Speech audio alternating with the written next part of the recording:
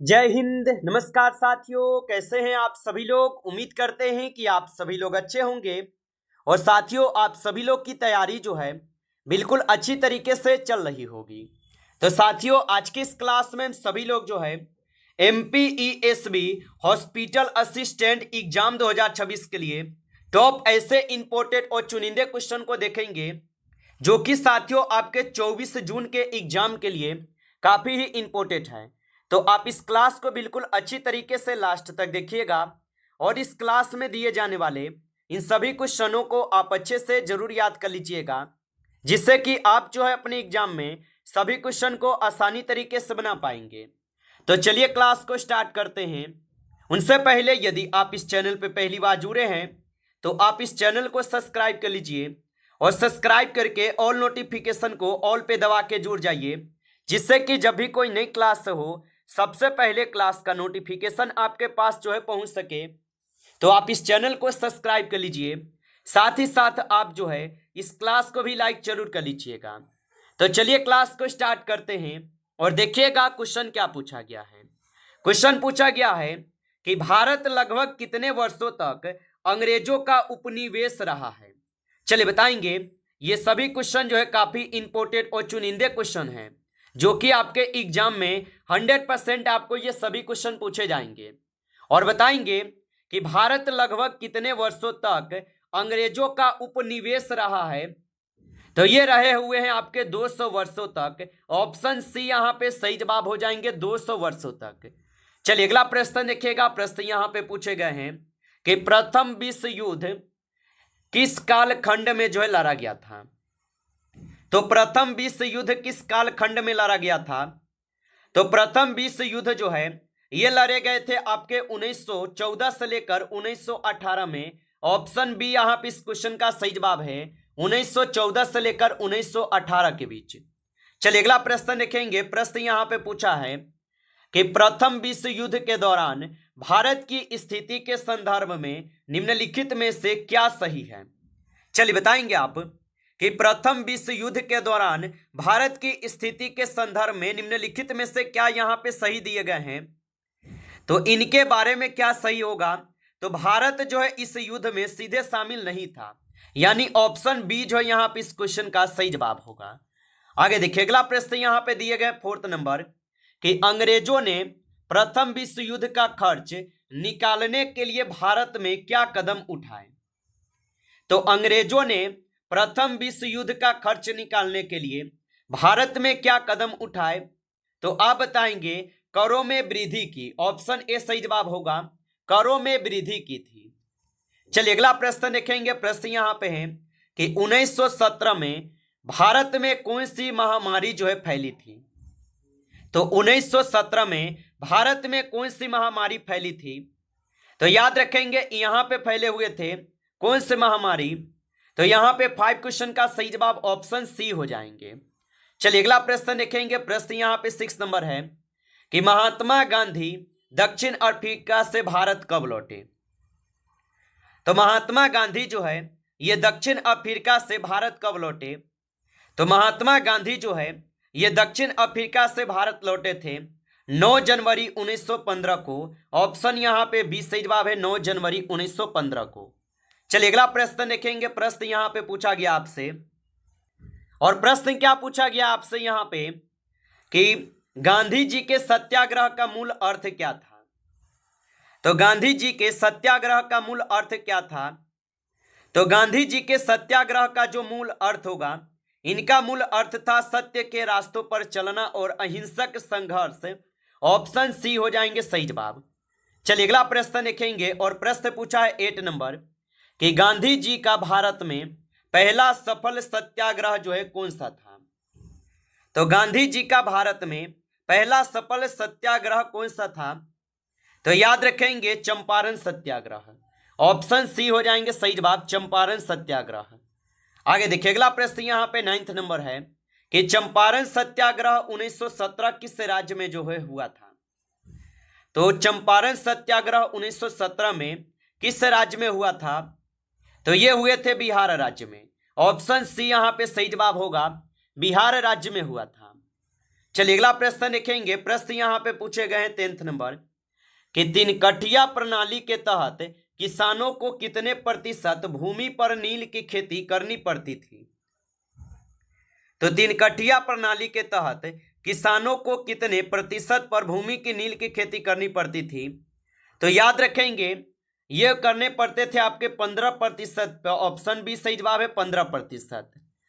चलिए आगे देखिए अगला प्रश्न यहाँ पे दिए गए हैं कि अहमदाबाद मिल मजदूर आंदोलन किस वर्ष जो है हुआ था। तो अहमदाबाद मिल मजदूर आंदोलन किस वर्ष हुआ था। तो ये हुए थे 1918 में। ऑप्शन सी सही जवाब है 1918 में। अगला प्रश्न देखेंगे। प्रश्न यहाँ पे 12th नंबर है कि अहमदाबाद मिल मजदूर आंदोलन का मुख्य कारण क्या था। तो अहमदाबाद मिल मजदूर आंदोलन का मुख्य कारण क्या था। तो इनका मुख्य कारण था आपके प्लेग महामारी के कारण वेतन वृद्धि की मांग। ऑप्शन बी सही जवाब होगा। चलिए अगला प्रश्न देखेंगे और प्रश्न पूछा है आपसे 30 नंबर कि अहमदाबाद मिल आंदोलन में मजदूरों ने कितने प्रतिशत वेतन वृद्धि की मांग की थी। तो अहमदाबाद मिल आंदोलन में मजदूरों ने कितने प्रतिशत वेतन वृद्धि की मांग की थी। तो याद रखेंगे 50% होगा। ऑप्शन बी हो जाएंगे सही जवाब, 50% हो जाएंगे। चलिए आगे देखिए अगला प्रश्न यहाँ पे दिए गए 40 नंबर और प्रश्न क्या पूछा गया आपसे कि गांधी जी ने पहली बार भूख हड़ताल का प्रयोग किस आंदोलन में किया। चलिए बताइए। और आप अभी तक इस क्लास को लाइक नहीं किए हैं तो क्लास को आप लाइक कर लीजिएगा। नए जुड़े हैं आप इस चैनल पे तो चैनल को सब्सक्राइब करके ऑल नोटिफिकेशन को भी ऑल पे दबा के जुड़ जाइए, जिससे कि जब भी कोई नई क्लास हो सबसे पहले क्लास का नोटिफिकेशन आपके पास जो है पहुंच सके। तो आप इस चैनल को सब्सक्राइब कर लीजिएगा। और गांधी जी ने पहली बार भूख हड़ताल का प्रयोग किस आंदोलन में किया। तो ये किए हुए थे आपके किस आंदोलन में। तो अहमदाबाद मिल मजदूर आंदोलन में किए थे। ऑप्शन यहाँ पे जो है डी इस क्वेश्चन का सही जवाब होगा। चलिए आगे देखिए अगला प्रश्न यहाँ पे दिए गए हैं कि अहमदाबाद मिल हड़ताल में अंततः कितने प्रतिशत वेतन वृद्धि पर समझौता हुआ। तो याद रखेंगे आप कि अहमदाबाद मिल हड़ताल में अंततः जो है कितने प्रतिशत वेतन वृद्धि पर समझौता हुआ। तो आप बताएंगे 35% पे हुए। ऑप्शन सी सही जवाब है 35% होगा। अगला प्रश्न यहाँ पे दिया गया है कि खेरा सत्याग्रह का मुख्य रूप से किससे संबंधित था। तो खेरा सत्याग्रह जो है ये मुख्य रूप से किससे संबंधित था। तो खेरा सत्याग्रह जो है ये मुख्य रूप से संबंधित थे आपके फसल खराब होने पर कर माफी की मांग से। ऑप्शन बी यहाँ पे इस क्वेश्चन का सही जवाब है। आगे देखिए अगला प्रश्न यहाँ पे दिए गए हैं 70 नंबर कि रौलेट एक्ट जो है ये किस वर्ष पारित किया गया था। तो रौलेट एक्ट जो है ये किस वर्ष पारित किया गया था।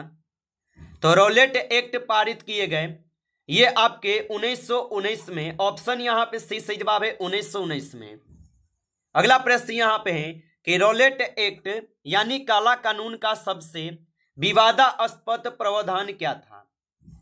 तो याद रखेंगे कि रौलेट एक्ट या काला कानून का सबसे विवादास्पद प्रावधान जो है यहाँ पे शक के आधार पर 2 साल तक बिना मुकदमा चलाए जेल होगा। ऑप्शन बी सही जवाब है।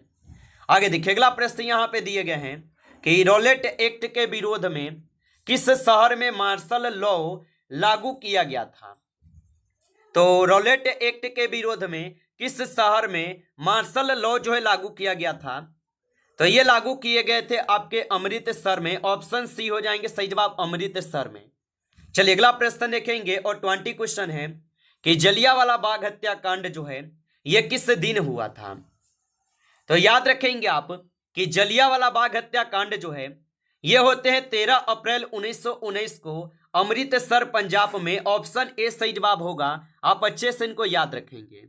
चलिए अगला प्रश्न यहाँ पे 21 है कि जलियांवाला बाग में लोग किस त्योहार के दिन जो है एकत्र हुए थे।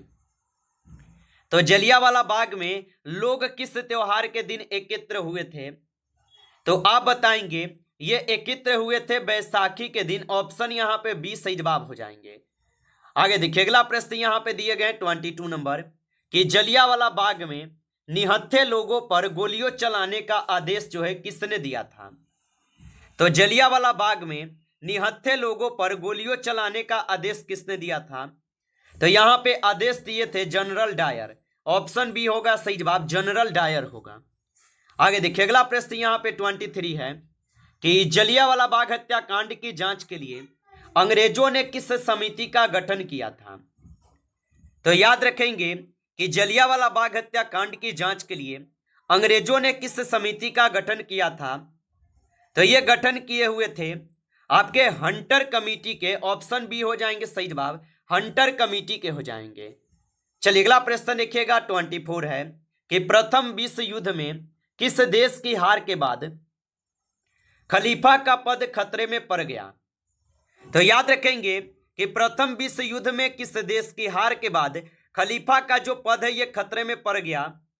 तो ये पड़ गए थे आपके किसके? तो आप बताएंगे तुर्की के बाद। ऑप्शन सी सही जवाब है, तुर्की के बाद होगा।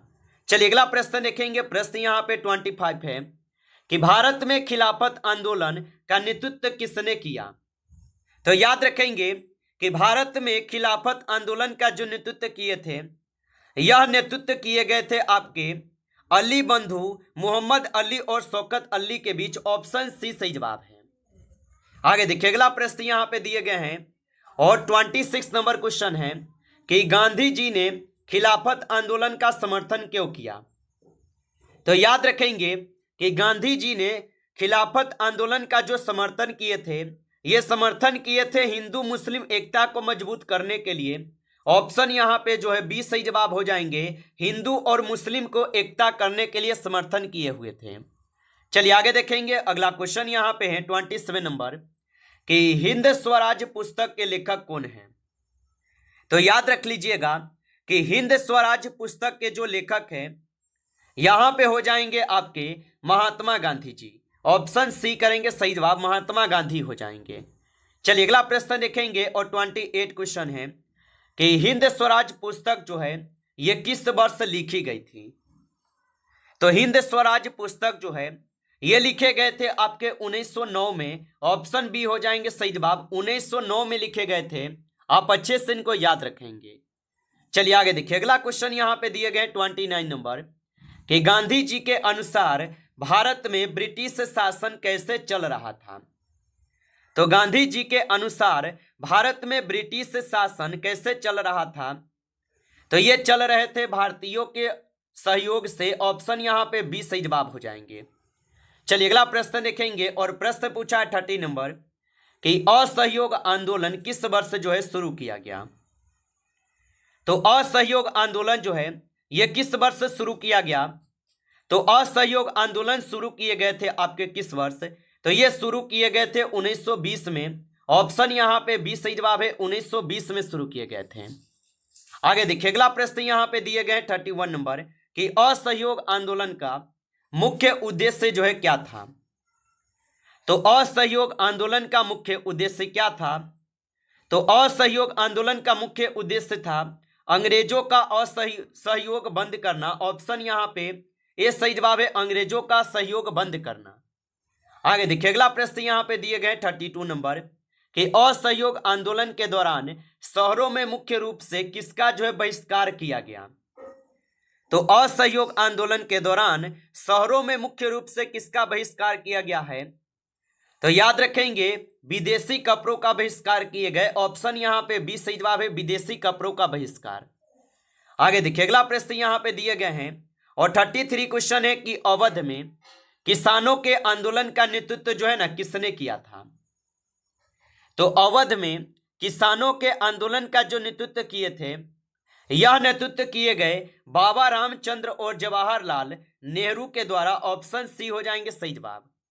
अगला प्रश्न देखेंगे। प्रश्न यहां पे है और प्रश्न पूछा है कि जमींदारों के खिलाफ अवध में किसानों ने किस सभा का गठन किया?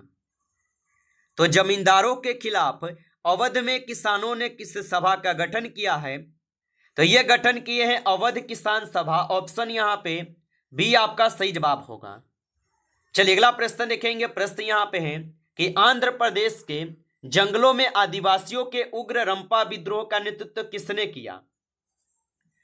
तो आंध्र प्रदेश के जंगलों में आदिवासियों के उग्र रंपा विद्रोह का जो नेतृत्व किए थे, यह नेतृत्व किए गए थे आपके अल्लूरी सीतारामन राम राजू के द्वारा। ऑप्शन बी हो जाएंगे सही जवाब। आप अच्छे से इनको याद रखेंगे।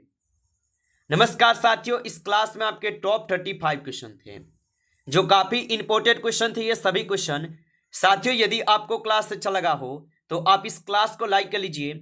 नए जुड़े हैं आप इस चैनल पे तो चैनल को भी सब्सक्राइब करके ऑल नोटिफिकेशन को ऑल पे दबा के जुड़ जाइए, जिससे कि जब भी कोई नई क्लास हो सबसे पहले क्लास का नोटिफिकेशन आपके पास जो है पहुंच सके।